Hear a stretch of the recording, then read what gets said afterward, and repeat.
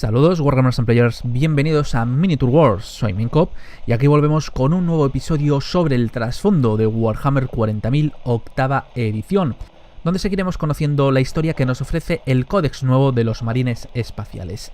Espero que os guste. 1 millar de capítulos. En muchas ocasiones, a lo largo de la historia del Imperio, ha habido largos periodos de rebelión y anarquía, épocas en las que el equilibrio de poder ha cambiado repentinamente y la historia se perdió o fue reescrita. Muchas fundaciones posteriores de marines espaciales nacieron de estos tiempos atribulados, haciendo imposible asegurar cuándo fueron creados. Sus orígenes estarán envueltos para siempre en misterio. Todo lo que se sabe con certeza es que hay aproximadamente 1000 capítulos hoy en día, quizás menos de un marine espacial por cada planeta del Imperio. Esto sigue siendo así incluso desde la creación de los mundos primaris, planetas que acogen a los nuevos capítulos primaris y a sus fortalezas monasterio. Cuando se abrió la gran fisura, se tragó muchos bastiones inmemoriales de los marines espaciales y se considera que los capítulos que los defendían se han perdido para siempre. Podemos decir que hay 3 grandes categorías de marines espaciales. El primero y más grande de los grupos son los vástagos de Guilliman, los capítulos descendientes de los ultramarines y sus progénitos. Estos capítulos mantienen sus propias tradiciones, pues el Codex Astartes insiste en que cada uno debía tener su propio nombre, emblema y heráldica. No obstante, honran al Robot Guilliman como su primarca y a su sucesor, el gobernante de ultramar, como su distante señor feudal. Si el primarca retornado o el señor de ultramar necesitaran su ayuda, siempre encontrarán a estos capítulos dispuestos a ayudar a su lado. Los capítulos de la segunda categoría, más grande, deben su legado genético a otros primarcas, pero siguen el Codex Astartes tan fielmente como su genética divergente se lo permite.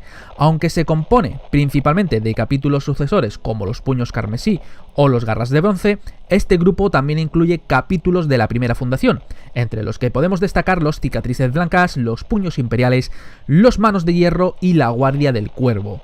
Aunque siguen venerando a sus propios primarcas, también aspiran a alcanzar los elevados estándares y sabias enseñanzas que Robot Guilliman recogió en el Codex Astartes. El último grupo es aún más aberrante. Estos capítulos, bien por virtud de una rareza de su semilla genética, de las enseñanzas de su propio monarca, o incluso por propia testarudez, han roto con el Codex Astartes en favor de sus propias doctrinas estructurales y militares. Los Templarios Negros y los Lobos Espaciales están en este grupo, conservando ferozmente su independencia y defendiendo sus propias creencias y estilos bélicos divergentes. La Cruzada Indomitus. Cuando llegó la hora más oscura y el Imperium parecía condenado, surgió una luz resplandeciente en una galaxia cubierta de negrura. Robot Guilliman llamó a esa luz la Cruzada Indomitus, la reunión de una vasta coalición de fuerzas imperiales que plantaron cara al enemigo y devolvieron un atisbo de esperanza a cientos de planetas asediados. Tras la Noctis Aeterna, los ciudadanos de muchos mundos imperiales levantaron la vista con temor a algo que parpadeaba sobre ellos, temiendo que pudiese abatirse desde el firmamento. No todos se acobardaron, los hubo que abandonaron sus planetas aislados para reconectar con el amplio Imperium. Tras las peores tormentas de la disformidad registradas en la historia imperial, se lanzaron cerca de una docena de expediciones, entre ellas la Cruzada Aquila y el intento de reclamar el sector Donlar por la punta de lanza de Revealers. Pocas de estas empresas tuvieron éxito, algunas, como la desdichada Cruzada Charon, acabaron en desastre, pero hubo una que fue más allá de verse coronada por el éxito. Mientras la negrura envolvía segmentos enteros de la galaxia, Robot Guilliman trazó su estrategia en Terra. Tras alzarse ante el trono dorado, el primarca se había hecho un firme propósito. Poco después, los altos señores de Terra lo nombraron Lord Comandante del Imperio y Guilliman hizo un llamado a la acción. Ordenó reunir una poderosa armada. Mientras las fuerzas de la Cruzada Indomitus se reunían, incluyendo en sus filas los marines espaciales de la Fundación Última, la operación de Guilliman se vio interrumpida por una incursión demoníaca que surgía desde una repentina tormenta de la disformidad. Muchos fueron los que perdieron el temple sobre la brecha en las defensas del escudo de Terra, pero el primarca dirigió el contraataque. Nadie sobrevivía ante la llameante espada del emperador, y juntos, el Adeptus Custodes, las Hermanas del Silencio y muchas compañías de ultramarines desmantelaron la amenaza y la empujaron de vuelta al Empirio. Formidable reunión. En Terra, elementos del Adeptus Custodes y un contingente de las Hermanas del Silencio realizaron el juramento de sumarse a la cruzada, y no son los únicos. En el crucero Marte, el Archimagos Dominus Belisarius Cawl ha abierto sus criptas, sacando del éxtasis el fruto de sus largos desvelos, la fundación última. Completar el despliegue de su obra maestra le llevaría meses. La flota del propio Cawl se une a la del Primarca, encabezada por su carguero, una nave de clase Mech Arca, que lleva en su espaciosa bodega marines primaris en gran número aún suspendidos en éxtasis. El archimago lleva consigo varios ejércitos de Skitarii y de la Legio Cibernética, junto a 3 lanzas de caballeros de la casa Taranis. Con las energías de la disformidad sacudiendo la galaxia, el alcance de los coros astropáticos de Terra se ha visto mermado, pero muchos defensores leales responderán a esta llamada.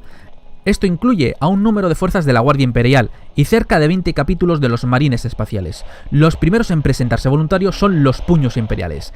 Para transportar a los soldados del Imperio está la flota solar del Segmentum de la Armada Imperial. Más adelante, en ruta a los muchos destinos de la Cruzada Indomitus, se sumarán más fuerzas imperiales, ansiosas por inclinar la cerviz en señal de respeto ante esa leyenda viva que es el Primarca de los Ultramarines. Portadores de la luz del Emperador.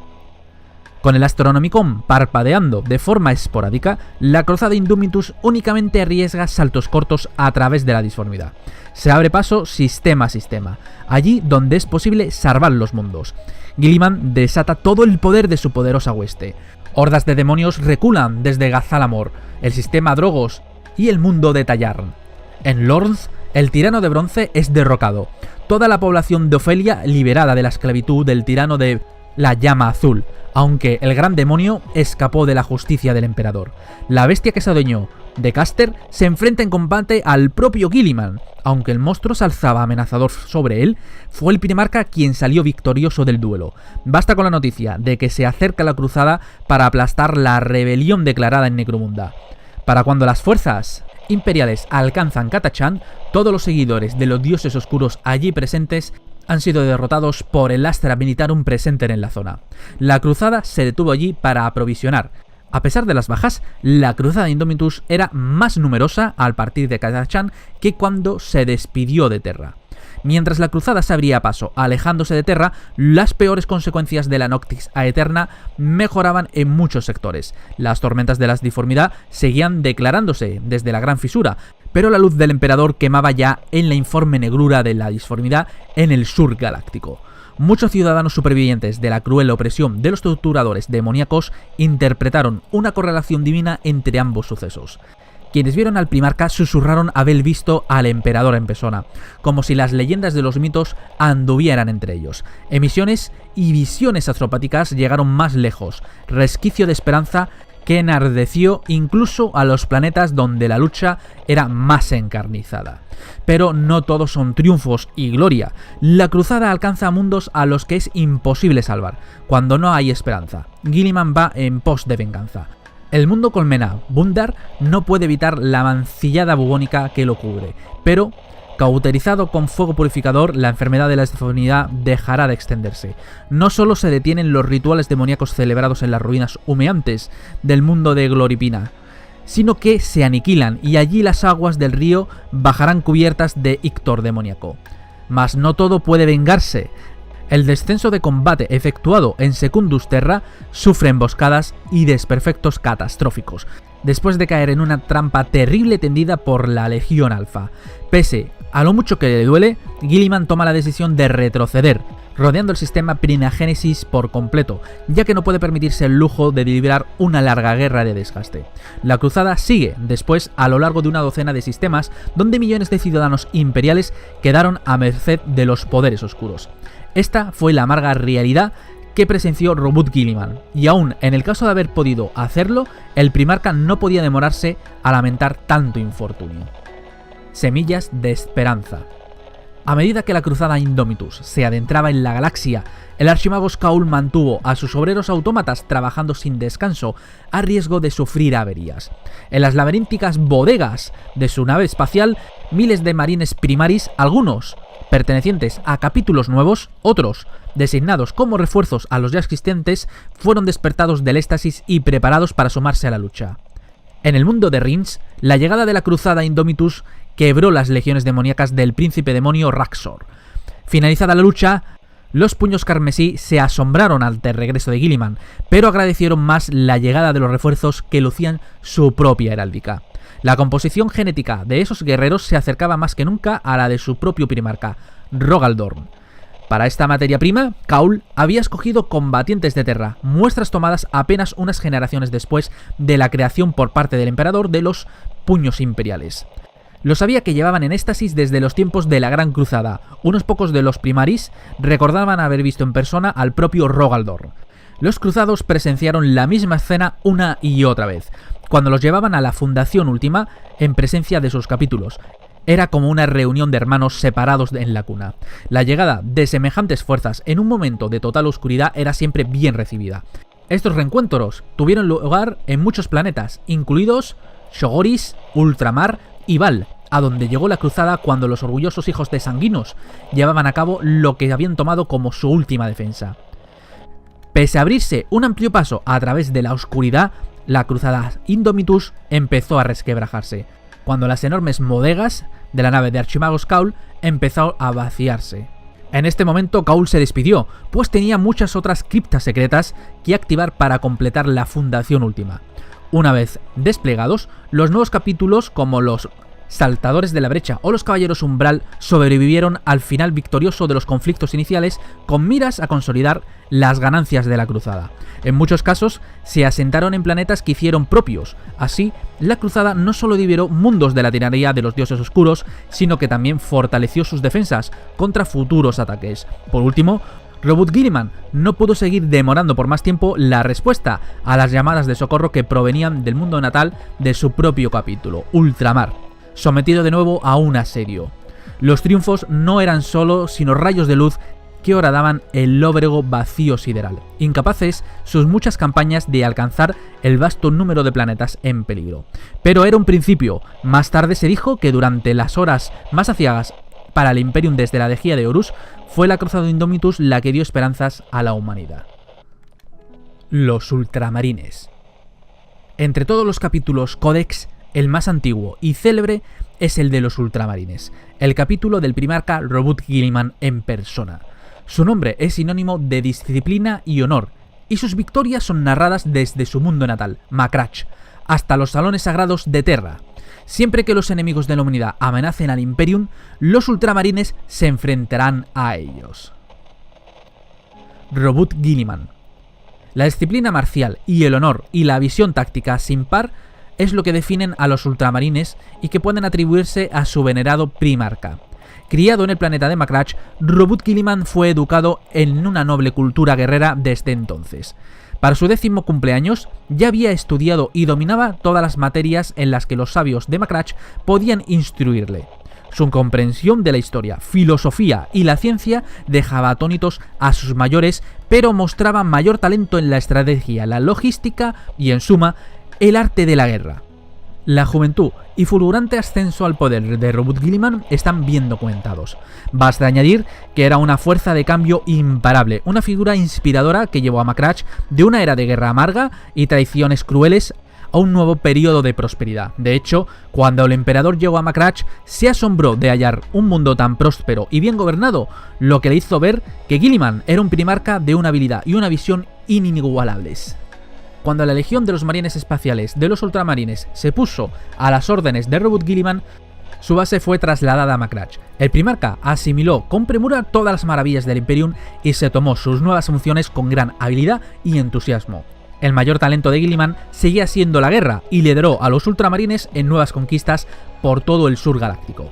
Los mundos que Guilliman puso bajo su dominio del Imperium se beneficiaron de sus dotes organizativas y pasión por el gobierno eficiente. Siempre que Robot Guilliman liberaba un mundo de la tiranía o sacaba un planeta de su ignorancia, tomaba como máxima prioridad establecer un sistema de defensa autosuficiente. Cuando el mundo estaba protegido a salvo de las amenazas inmediatas, proseguía su camino, pero dejaba suficientes consejeros para garantizar que se crease una industria floreciente y se establecieran rutas comerciales, además de que el gobierno velara por la prosperidad del pueblo y por su continuo fortalecimiento de sus cuerpos militares. Aunque este plan para la construcción de un imperio ha sido copiado muchas veces, ninguno ha llegado siquiera a acercarse a los nobles resultados obtenidos por Robot Guilliman. Fortaleza Macragge. Entretanto, las fortificaciones de los ultramarines aumentaron en Macragge. Algunos ultramarines permanecieron al margen de la Gran Cruzada para supervisar las labores y que progresaran rápidamente entre otros factores gracias a la red comercial recién establecida, así como el esfuerzo en las fábricas. En cosa de un año se había establecido una base de entrenamiento y se incluyó el reclutamiento en el planeta Macragge y en muchos mundos cercanos, lo que acabó llamándose Ultramar. La Legión de los Ultramarines no tardó en recibir su primer influjo de combatientes nacidos y adestrados en Macragge. Gracias a su supervisión organizativa, los Ultramarines pudieron recibir reclutas durante toda la Gran Cruzada. Dada su fuerte base genética y a la pericia táctica de Robot Guilliman, pronto los Ultramarines se convertirían en la mayor legión de los marines espaciales, tras reclutar y encajar menos bajas que cualquier otra legión. Secuelas de la traición. Cuando la herejía de Horus abocó al Imperium a la guerra civil, los ultramarines estaban en campaña en la franja sur de la galaxia. Sus victorias los habían alejado de Terra y estaban aislados de los ejércitos conquistadores de Horus. Al noroeste galáctico, cuando se desveló la traición de Horus, ya había poco que Guilliman y sus ultramarines pudieran hacer para apoyar al emperador en esos primeros compases de la insurrección. Y para empeorar las cosas, todo intento de los ultramarines por regresar a Terra se veía enormemente entorpecido por la legión traidora de los portadores de la palabra. Por ello, los ultramarines fueron incapaces de unirse a las fuerzas del emperador durante la apocalíptica batalla final de la herejía de Horus, el asedio de Terra, durante la cual incontables millones de marines espaciales leales dieron sus vidas para derrotar al señor de la guerra. Así, en una amarga ironía del destino, la legión de los ultramarines salió relativamente intacta de la herejía de Horus. Tras la herejía de Horus, los ultramarines desempeñaron un papel crucial, manteniendo al Imperium unido a través de una época de gran peligro, contra toda una galaxia de enemigos que deseaban verlo destruido. Con la mitad de las legiones astartes en el bando de Horus y los muchos miles de bajas sufridas por las legiones leales durante la cruel guerra civil, el número de los marines espaciales que quedaban para defender el maltrecho Imperium era muy escaso, y justo cuando eran más necesarios. El legado de Ultramar. Macragge podía incorporar nuevos reclutas a tal ritmo que la legión de los ultramarines, que ya era numerosa, no tardó en totalizar más de la mitad de los marines espaciales de la galaxia, y había muy pocos sistemas en los que no se viese involucrado su heroísmo. Con un alto coste de vidas, lamentablemente, pero con seguridad, se restauró el orden en el Imperio. Guilliman completó su gran obra en el Codex Astartes y dio comienzo a la segunda fundación. La semilla genética de los ultramarines fue la preeminente durante la segunda fundación, puesto que ninguna otra legión tenía los efectos ni los bancos genéticos para fundar tantos nuevos capítulos de marines espaciales. La estabilidad de la semilla genética de los ultramarines también la hacía la opción preferida por el Adeptus Terra a la hora de fundar más capítulos. Se cree que a comienzos del 41 milenio, 2/3 del total de los capítulos existentes de los marines espaciales descienden del linaje de los ultramarines, todos herederos orgullosos del legado de su primarca. La huella de Guilliman no solo es genética, sino espiritual. En los siglos posteriores a la segunda fundación, los ultramarines han venerado a su primarca y han observado los preceptos, mandatos y doctrinas tácticas del Codex Astartes con la fidelidad de un sacerdote que sigue una escritura sagrada. Los vástagos de Guilliman consideran el regente de Ultramar el paradigma del marine espacial. Hasta hoy, ni un solo señor del capítulo de los ultramarines ha dejado de cumplir las rigurosas exigencias descritas en el Codex Astartes y se han convertido en figuras inspiradoras no solo para sus combatientes, sino también para otros ajenos a su capítulo. Que Robot Guilliman haya regresado para dirigir las huestes del Imperium en la creciente oscuridad solo ha reforzado el orgullo de su capítulo, que crece con cada acto heroico. Los ultramarines llevan 10.000 años poniéndose a prueba contra todo enemigo inimaginable, desde Wags orcos hasta revueltas rebeldes, invasiones tiranidas, incursiones Taus y el despertar de los mundos sepulcros de los Necrones. Los ultramarines no solo han sobrevivido, sino han triunfado. En términos de deber, coraje, disciplina y lealtad al emperador, los ultramarines sirven como ejemplo. No hay capítulo de marines espaciales más honrado en todo el Imperium, y esto es justo que así sea. Ultramar. Una razón por la cual la Legión de Ultramarines sobrevivió a la segunda fundación fue la estrecha relación entre los marines espaciales y las poblaciones de planetas circundantes. Durante la Gran Cruzada, los mundos alrededor de Macragge proporcionaron reclutas jóvenes a los ultramarines. También suministraron materias primas, armamento y naves espaciales. Aunque la escala de reclutamiento de estos mundos disminuyó con la reorganización, se mantuvo esa tradición. A día de hoy, los ultramarines no reclutan de un solo mundo, sino de toda el área alrededor del Macragge, conocida como Ultramar, el imperio estelar de los ultramarines. Ultramar es único entre los dominios de los marines espaciales. Mientras que otros capítulos gobiernan en un solo planeta o asteroide, o en algunos casos una flota espacial móvil o fortaleza orbital, los ultramarines tienen un dominio más grande. Controlan un subsector que incluye muchos sistemas estelares, cada uno con sus propios mundos y gobiernos leales al capítulo. Todos los mundos de Ultramar comparten un patrimonio cultural común con Macragge, por lo que no es sorprendente que sus estilos de arquitectura, gobierno y tradiciones sean similares. Mediante sistemas gubernamentales establecidos por Ruth Guilliman, los ciudadanos de Ultramar son disciplinados, productivos y leales. Como resultado, Ultramar se convirtió en un rico imperio que supo poco de disturbios o rebeliones durante largos periodos de tiempo, una excepción destacable en la galaxia asolada por la guerra. Los mundos más densamente poblados de Ultramar eran autosuficientes y había mucho comercio entre planetas. Aunque Ultramar estaba compuesto principalmente por mundos industriales, no tenía ninguno de los desiertos tóxicos de pesadilla que existían en otros lugares de la galaxia. Sin embargo, todo esto iba a cambiar. Incluso antes de la llegada de la Noctis Aeterna, Ultramar tuvo que hacer frente a terribles amenazas. Tentáculos de varias flotas enjambre tiránidas se dirigieron inexorablemente hacia el terremoto de Guilliman, y el archipirómano de Charadon, uno de los mayores caudillos de guerra orcos, dirigió un monstruoso Wag desde sus anárquicos dominios con la intención de sobrepasar las defensas orientales de los ultramarines. Pero, sin embargo, la mayor de las amenazas era la que representaban los oscuros servidores del caos. Una vasta horda de traidores, renegados, mutantes y dementes cayeron sobre Ultramar bajo el liderazgo del infame príncipe demonio Mak-Ar, el renacido. Y entonces vino la Noctis Aeterna, y con ella oleada tras oleada de tormentas de la disformidad repleta de demonios. A raíz de estos desastres, algunos de los mayores sirvientes de Nurgle, el dios caótico de las plagas y la putrefacción, cayeron sobre el reino estelar de los ultramarines, buscando corromper la belleza bucólica de sus mundos. Las guerras de la plaga, como se conocieron posteriormente, dieron lugar a algunas de las mayores batallas que el Imperium tuvo que soportar, con un número sobrecogedor de bajas en cada planeta habitado. Macragge, el mundo capital, vio luchas tanto en sus desoladas y rocosas tierras altas como en sus pobladas ciudades. La extensa fortaleza monasterio de los ultramarines, incluido el santuario donde Guilliman yació en éxtasis durante 7 milenios, sufrió un ataque concentrado. Las legiones bubónicas, dirigidas por la gran inmundicia conocida como Kuag, el padre de la plaga, sitiaron el cercano sistema de Tartella antes de descender sobre el planeta Iax, un mundo jardín repleto de vida. El sistema Expandor sufrió bajo la progresiva ofensiva mortal del primarca demonio Mortarion y su guardia de la muerte. En Parmenio tuvo lugar una gran batalla acorazada, y a través de todo el subsector se desató una violenta batalla naval cuando una flota de la plaga, comandada por el señor de la Guardia de la Muerte, conocido como Tifus, atacó las estaciones defensivas de batalla. Incluso con las disciplinadas tácticas y los heroicos sacrificios de los defensores, no fue suficiente para evitar la derrota. Los seguidores de Nurgle continuaron con su inmunda ofensiva, contaminando todo lo que tocaban.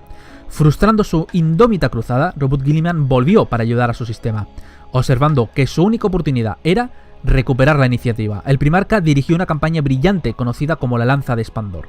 Rápidos contraataques junto a una serie de osados abordajes recuperaron así gran parte de la ventaja del enemigo. Mientras los dispares ejércitos del caos luchaban por separado, los defensores de Ultramar se apoyaron todo lo posible, permitiendo a Guilliman revertir lentamente el curso de la guerra y poner a la defensa a los comandantes elegidos por Nurgle. Utilizando su superioridad numérica, los ejércitos del caos se reunieron para el asalto final sobre Iax. Allí lucharon hasta quedar bloqueados, con Guilliman desmontonando cada táctica. Finalmente, las fuerzas del caos huyeron bajo la cobertura de una masiva bomba vírica. Con poco tiempo para reponerse, ya que la galaxia estaba siendo devastada por la guerra, el comandante del Imperio organizó la reestructuración de Ultramar. Comenzó con las redes de defensas antes de abandonar una vez más su sistema, al mando de las fuerzas de combate en busca de venganza. Y hasta aquí de momento llegamos con estas crónicas de los marines espaciales.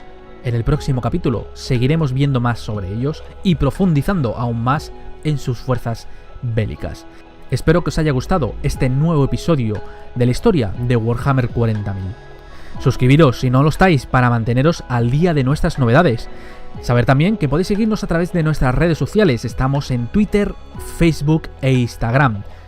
Muchas gracias a todos por vernos y hasta la próxima.